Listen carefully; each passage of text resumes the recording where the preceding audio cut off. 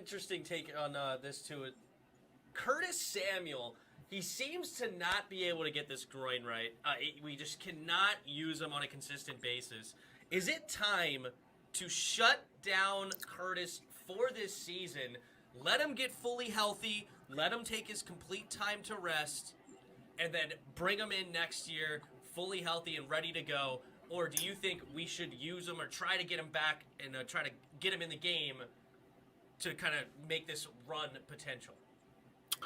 Yeah, so I made a video on this. I said that we should shut down Curtis Samuel because he's not ready. You know what I'm saying? It's clear that the growing is more serious than we are being told.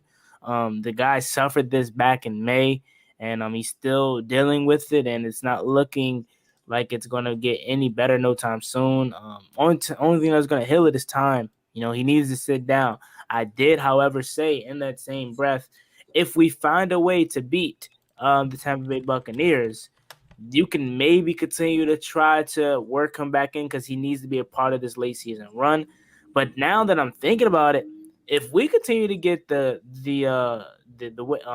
what's the word I'm looking for here? The not dominance, but the brain is going blank here. But if we continue to get the work from DeAndre Carter, I like rolling with him for the rest of the year, man, because Curtis Samuel isn't so much important to this future. We need him here, and I rather much have a healthy Curtis Samuel than continuing to try to force this guy to be ready when he's clearly not. And again, I'm liking me some DeAndre Carter at wide receiver. He's not just a special teams guy like I thought he was going to be. He can actually play wide receiver. So we'll see, man. But yeah, I was in favor of just shutting him down for the rest of the year, and I've been even floating with that option since like week 6 because the guy is he's not healthy, man, and growing is not going to heal if you continue to try to force it, man. He needs to just relax and sit down. What about you, Chris? Yeah, just go ahead. And Protect called it. Protect said his groin is torn, and that's exactly what it is. It's definitely torn, whether they want to admit it or not. What you don't want to have the option is this: Chase already won't be back till next year, week 10. So Curtis needs to just forget him. Dak's getting some bump. Humphrey's not gonna be in next year, but Dak's getting bumped. Diami is a disappointment, but let him get some late season bump, developing him.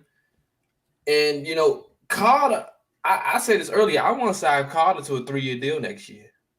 Ooh. I want to sign Carter to a 3-year deal next year, making him. I still think we need a wide receiver 2 because I think Curtis is a 3.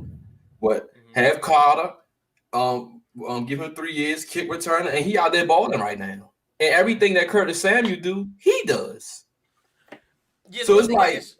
The one thing I would say is different, whereas you could put Curtis in the backfield. I wouldn't really do that with Carter, but you could definitely do the jet sweeps or like the receiver screens. There's definitely many ways to use, because DeAndre Carter's fast. I think he runs like a low 4.4 or something like that. He's got great speed. So yeah, DeAndre Carter definitely has to be in the equation when talking about, like, do you put Curtis on the IR? I definitely agree with that. But go ahead, Chris. Let's go ahead and put him on there. I mean, I would like him to be on there, because these young guys get a chance. We seen last year when guys went down, the young guys stepped up and developed.